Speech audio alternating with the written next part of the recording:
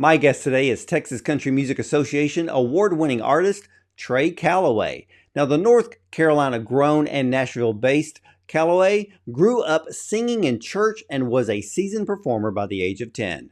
Now, although Southern and contemporary gospel were his first musical loves, Trey instantly fell in love with country music and quickly developed a deep understanding and passion for the rockin', boot-stomping music of Clint Black, Alan Jackson, and Travis Tritt. Now, Trey has opened shows for Tracy Lawrence and McBride The Ride, as well as Pat Green and Trent Tomlinson, to name a few. And since mid-2023, Trey has won Songwriter of the Year at the Texas Country Music Awards and had a music video featured on CMT.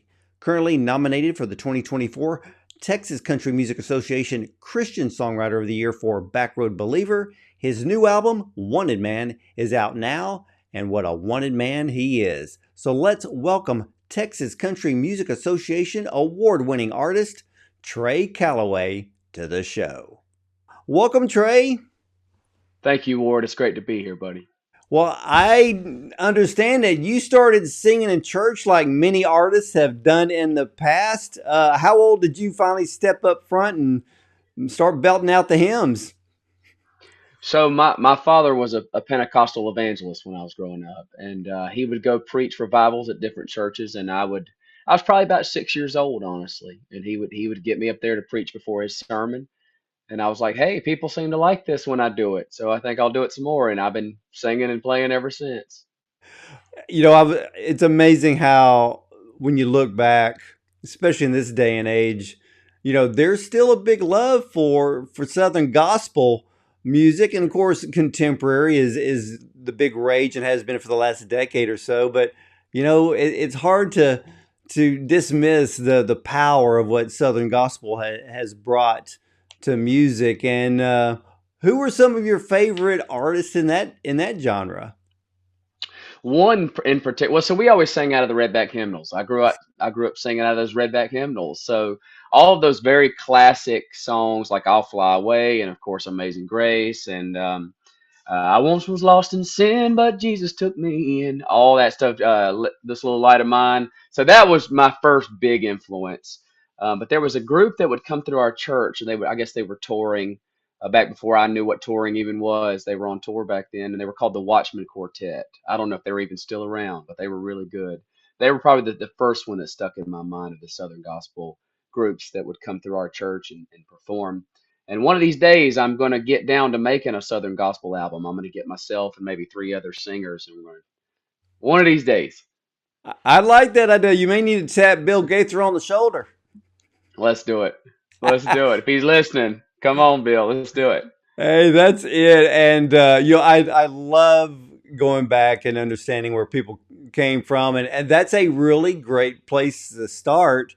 But boy, I have had the most enjoyment listening to your brand new album, Wanted Man. Was there a particular theme you wanted for this album? No, honestly, I've always toyed around with the idea of doing a concept album one of these days, but Wanted Man is just a compilation of songs that I had either written by myself or co-written. Some of the songs on there are actually songs that have been in my book for a long time. Some I never thought would get cut, ended up getting recorded. Like That Was Us, the current single. That song was one I wrote by myself probably at the age of 16 or 17, man. It's crazy. But no, Wanted Man has a little bit of rock and a little bit of the barn burner stuff, the 90s country influence, and then definitely the gospel influence as well with Backroad Believer and Horses in Heaven. Those are Horses in Heaven, if I had to pick one, would probably be my favorite song on the album. I love them all. It's hard to pick one, but just from the crowd response of Horses in Heaven. Really? Yes, I mean, sir. it's a Yes, sir. great song. Thank you. Thank you. I And I appreciate you saying noticed that. that some of the songs on the new album have lyrics that are a bit of, I guess we could call it Christian country in some of the songs, which Absolutely. pays homage to your musical roots. Yes, sir. And I really like that because things like Backroad Believer, Forgotten Man, I mean, these are songs that they're perfect for the radio.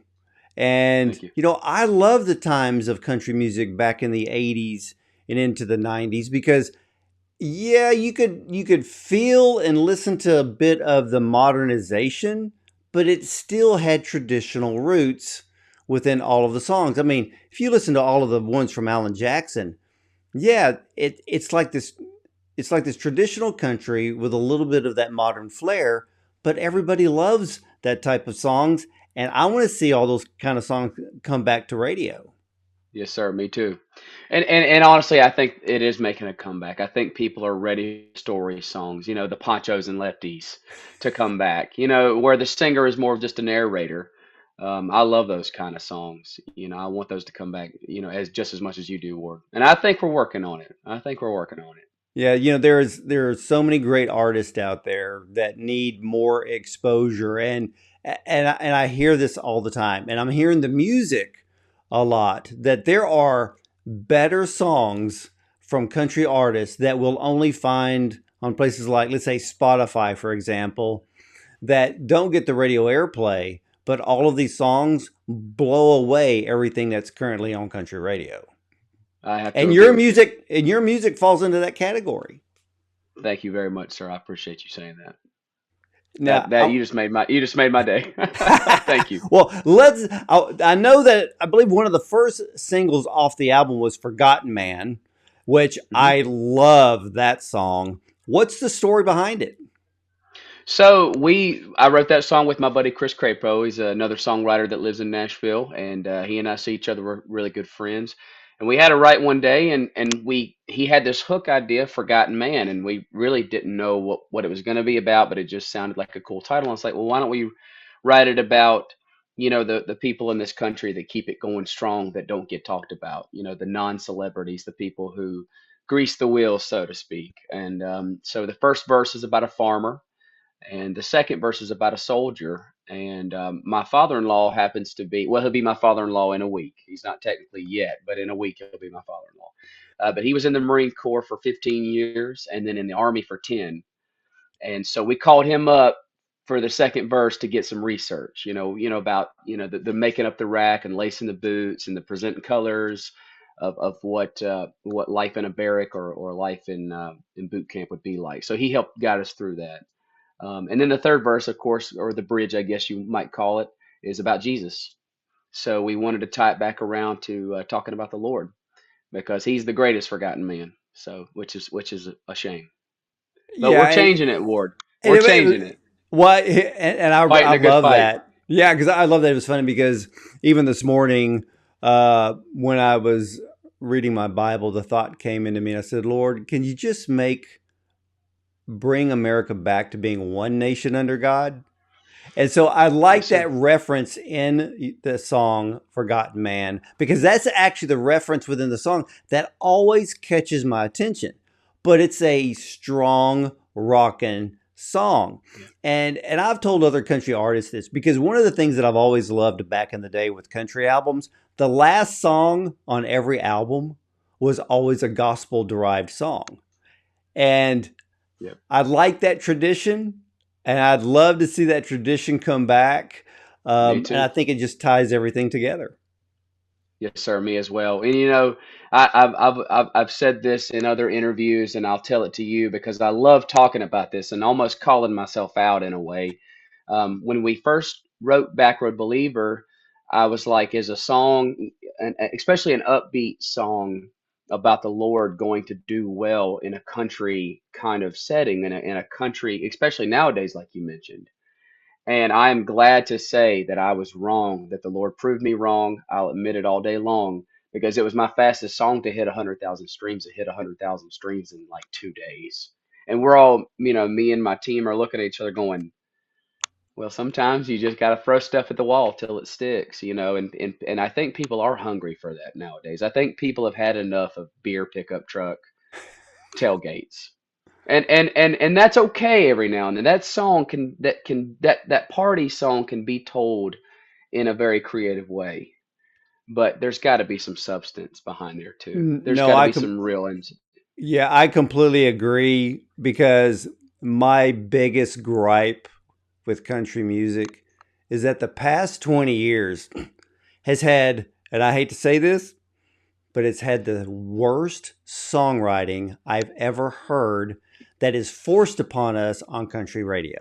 Yeah.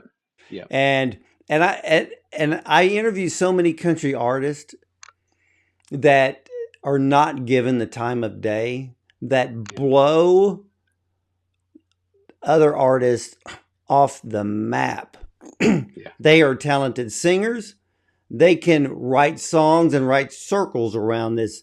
A lot of the crap that I hear on the radio. And like you said, we don't need any more pickup truck, train, tractor songs and leaving songs. You know, I always made the joke. I always loved Keith Urban's music before he got married. Yeah. Because I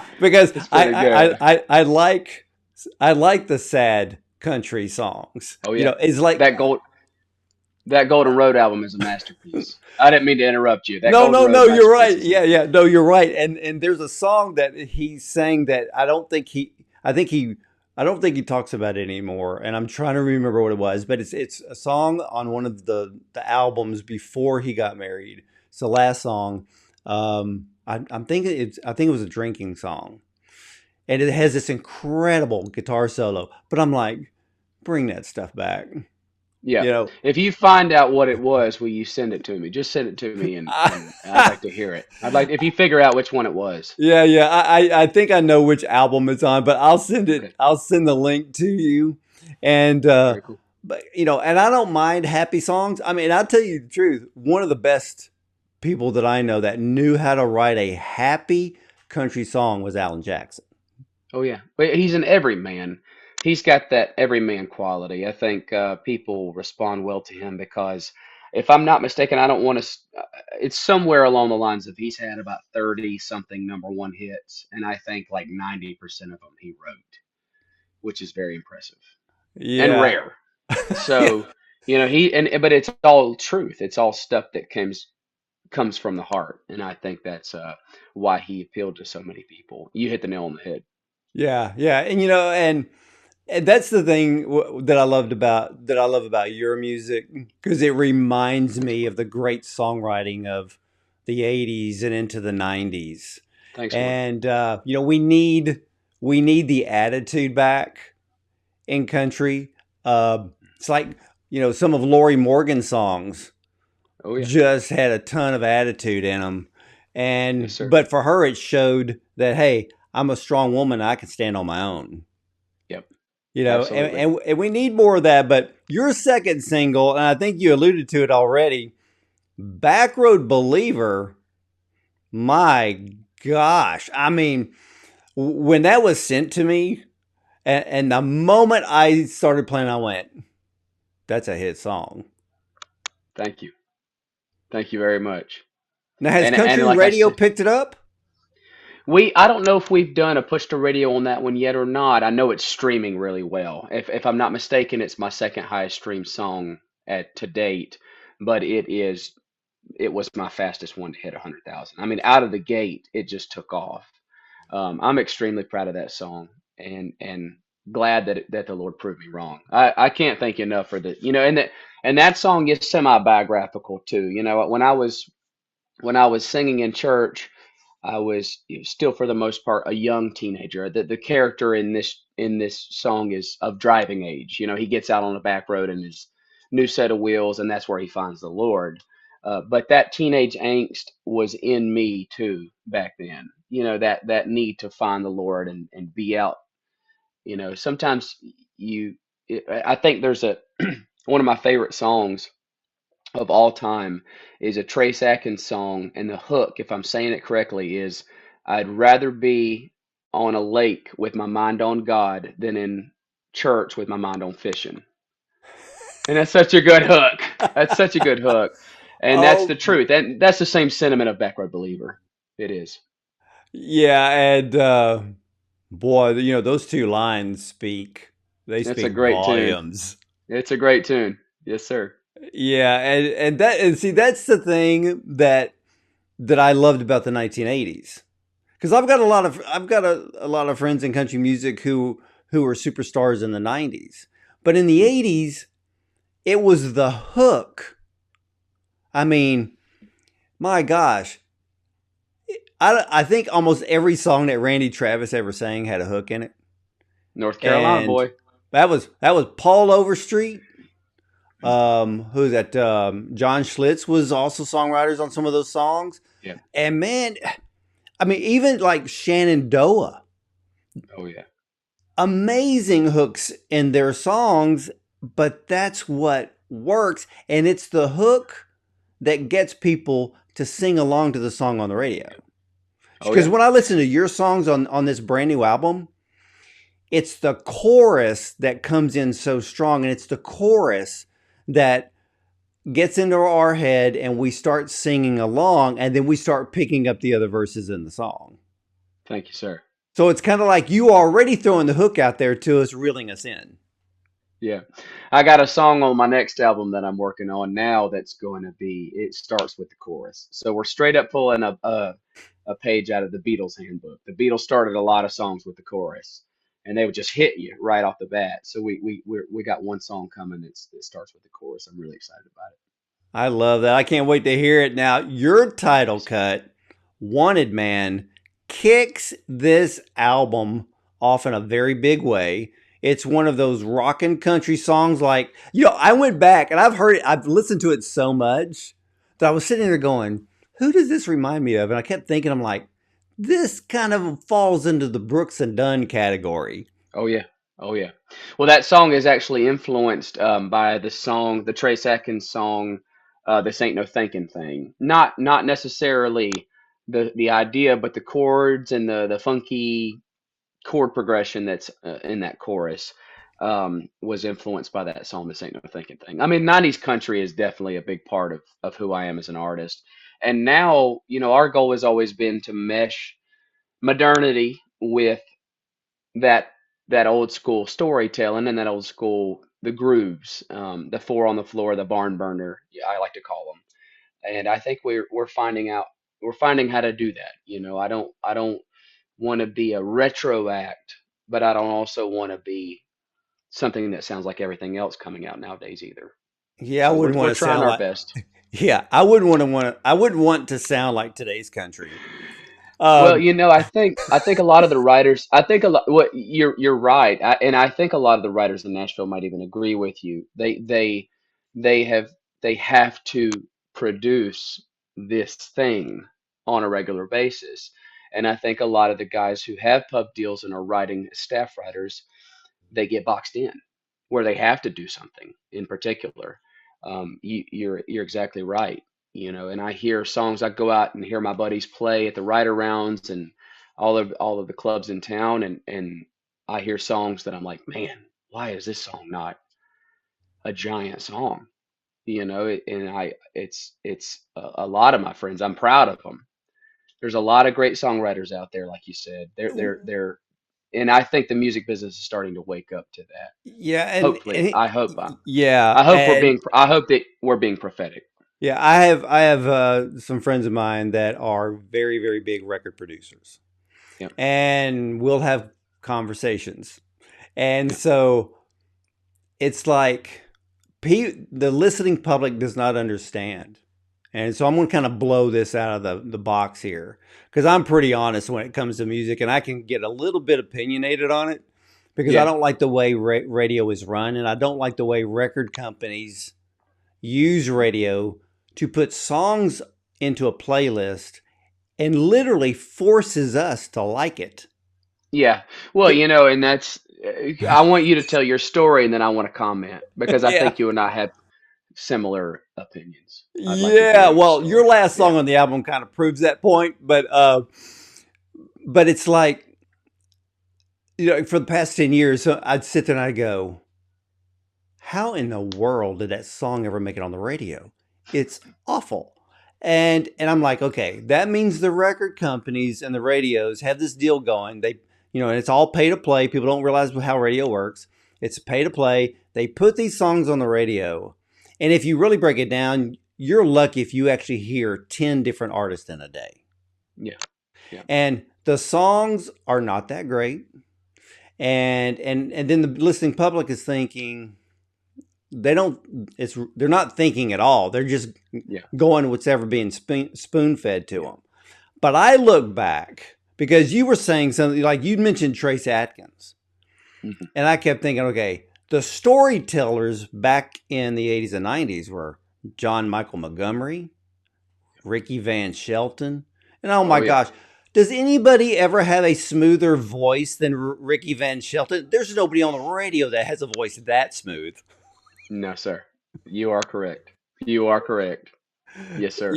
You know, it makes every woman swoon the moment he Oh starts yeah. singing. But it's those story songs that everybody remembered. But those types of artists are the types that I feel that songwriters today need to go back and listen because I think they're forgetting that type of songwriting. Well, outside cuts are becoming more and more rare, and I think there's a monetary reason for that. I think that the pub companies and the labels want the artist to be in the room when the song is written, and I get it. I understand, the pie is getting smaller and smaller. But that being said, some of the greatest songs ever written are written by people who can't really sing that well, can't really play all that well, and they're just poets. They're just geniuses, and they have these beautiful ideas that come out of them. And then you have somebody like a George Strait who could deliver that song in the perfect way. And I do think with like Cody Johnson has kind of brought back the outside cut, and I hope that continues to be a trend. I've never been afraid of cutting other people's material. I always joke around that I write songs because I have to write them because I can't get anybody else to write them for me. I always joke around about it, but I love writing songs.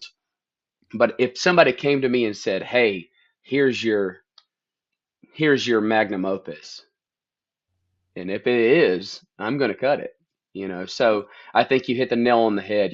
For every George Strait, there's there's those guys that were not necessarily, they didn't look as good as George Strait did, and they didn't sing as good, but they were the magic Well, combination. yeah, and this leads into my next question because Yeah. you have a song on this album called "Miss Gone by Morning."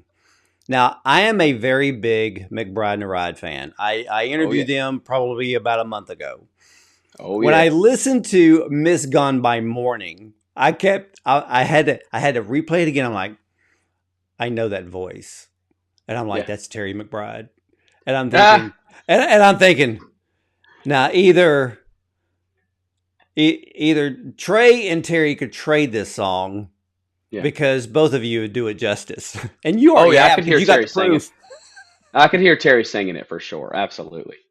Yeah, he's got similar vocal ranges to me. He and I are actually pretty good friends, and we'll sing together, and our voices blend really good. He's got a pretty high voice like I do, and yeah, he's got a beautiful voice, man. That's cool that you hear that. That makes me happy. Oh my gosh! I Very mean, cool.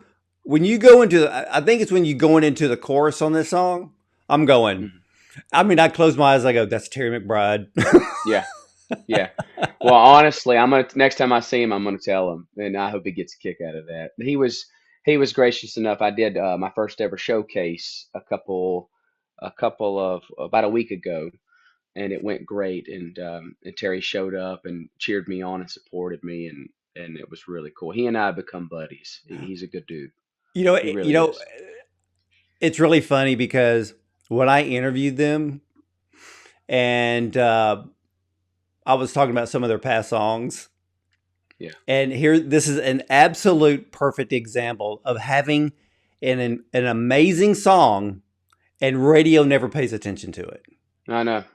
So, I know. they had a song on one of their albums called "Tell Me Again," Mhm. and I I believe brought I've it heard it. up. I Yeah, believe I've heard it. and I brought it up, and Terry started laughing, and Terry goes, "You're not going to believe this." He said, "Yes, the song should have been a hit." He goes, "It is our number one most requested song by the Yeah. fans." They play it live a lot. Yeah. They play it live. I know they. I think that's what the first time I heard it was the first time I heard them play live, and they played it. It's an amazing song. Yeah, and it's Absolutely. due to the harmony. Yeah. Well, that's Billy and Ray are just they're also monsters and super nice guys. I got to open up for them, and they came out and watched my set, which is rare. A lot of times the headliner just chills in the back room and gets warmed up, and but those guys came out and watched my whole set. And after the show, they shook my hand and told me I did, and I was nervous. I was very nervous, but it went really good. They're all three great guys.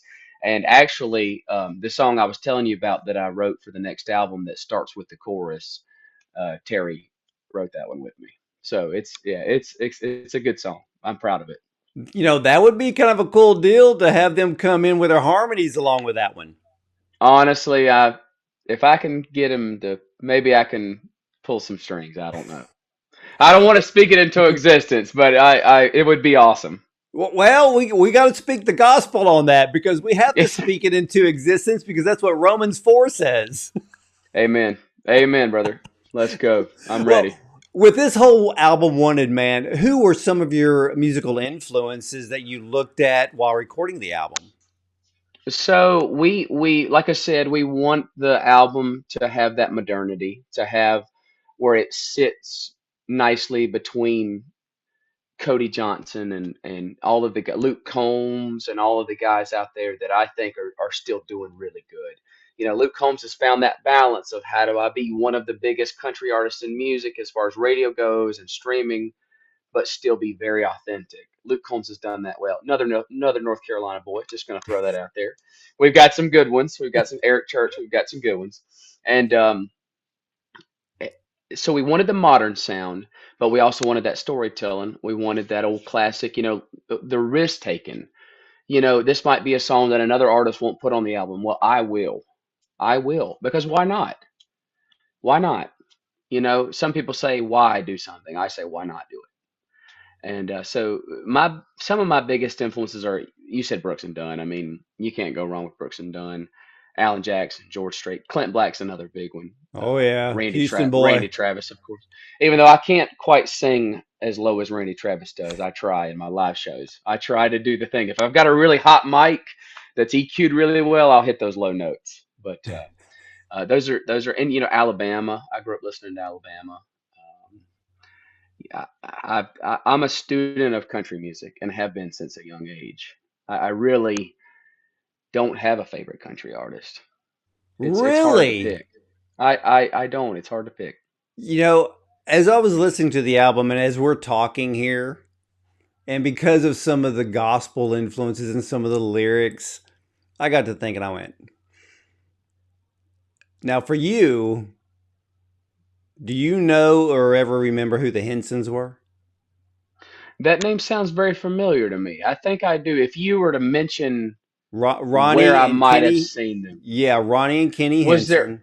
was there a woman in the band too? Yes, their sister. They were like a trio. Yvonne. I do remember. I do remember them. You need to go Absolutely. back and you need to pull up all the songs that Kenny sang lead on. The Back in Hensons, the they're called. back, what now? The Hensons. Yeah, I'm gonna and write but you, this you down. want the originals where Ronnie and Kenny, Yvonne, and and I think Larry was the original in the first four until one of the other sons came in, Bo Henson, Cool. and you need to look up the songs that Kenny sang Okay. because these are the songs that because Kenny, a lot of people don't realize that back in the day, country music was trying to court Kenny to leave gospel and come Yeah. into country because his voice was considered one of the greatest musical voices of our time. Now he's passed, I'm he's passed on, but the way that man can sing, I got to thinking, I said, wait a minute, Trey could pull that off. Well, after this interview, I've got to hit the road. I've got to drive to South Carolina, so I've got 4 hours to just listen to music. So I know what I'm about to listen to when I get in my car. Get Yes, on sir. Spotify. Let's go. I'm ready. I know exactly what I'm gonna listen to the whole thing. Yeah, and but he does a lot of heavy lead. Yeah. And now you talk about gospel songs with a hook. Nobody did it better in gospel than the Hensons. Okay. But I can't wait. I'm excited. that's for your research on your road trip. Okay, I'm excited. Yeah, thank you. I appreciate you, Ward. Man, you I bet. can tell we're gonna be buddies. I can Hey, tell we're hey, gonna be we're buddies. already friends. So, I can tell. We're gonna be good buddies. what are your plans now with the new album, and are you touring on it? So we are. Well, so I'm actually, and the reason I'm going to the beach is because in a week from tomorrow I'm getting married. So I've got to get Congratulations. married. Thank you, sir. I appreciate it. I'm getting married, and then I'm going on my honeymoon, and then we're going to come back to Nashville and immediately start working on the next album. So we're going to keep pushing the album that's out, the One in Man album. We're out in the process of working on the new one. And yes, I am going to find time in there to tour. I'm going to try to get up to the Midwest. I'm trying to go to Texas a little bit. Definitely my home region, North and South Carolina, Georgia, and Virginia. I'd like to hit. Going out west is still tough. It's expensive to tour out west for East Coast bands, but we're really trying to work hard on some tour dates next year. We want to take the show on the roads, with no pun intended. Well, you No want pun to take this intended. show. Yeah, you want to take this show on the road. And ladies and gentlemen, I'll tell you what, I am a brand new Trey Calloway fan. All of you need to head over to TreyCallowayMusic.com for all things Trey. Check out his music, check out the upcoming tour dates, and check out his merch. And like I always say, support your favorite artist. Buy the music, buy the concert tickets, buy the t-shirt, because this is what they do for a living, and they bring us some of the best songs, the best music to listen to fill up our ears, and we can do our part by supporting these great artists like Trey Calloway. And Trey, man, I've had a blast with you today. Me too. This has been a lot of fun, and it's an honor to be on your show, Ward. I can't wait to meet you in person. I don't know when we're going to get to meet in person, but I'm sure it'll be one of these days. Well, I'm sure that'll be one day soon, and many blessings to you and your upcoming you and your bride, and have Thank you, a sir. great honeymoon time off. And then, of course, can't wait for you to hit the road with this brand new album. Hey, and ladies and gentlemen, I can guarantee something to you right now. Once you hear the brand new album Wanted Man by Trey Calloway, you'll be an instant fan just like me.